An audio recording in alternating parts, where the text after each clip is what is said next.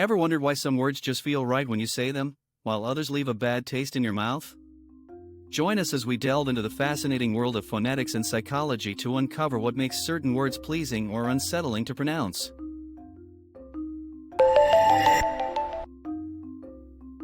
At number 1, the sound of words can evoke emotions. Words like serene or gloomy can trigger feelings of peace or sadness due to their phonetic structure and cultural associations.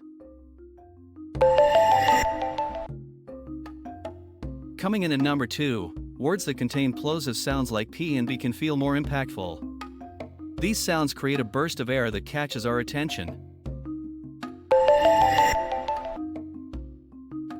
At number 3, certain words feel good because they mirror natural sounds.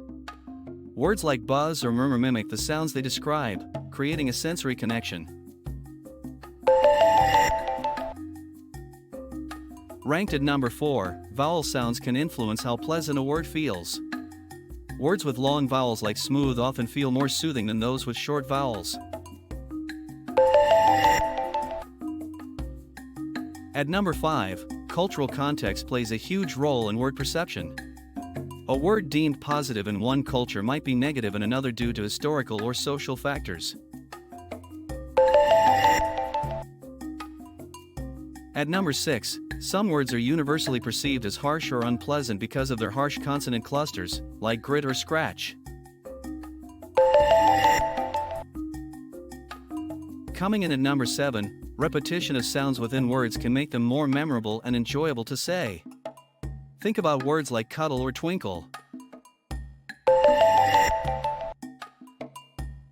Ranked at number 8, some words feel good due to their rhythm and flow, often used in poetry or music to create an emotional resonance.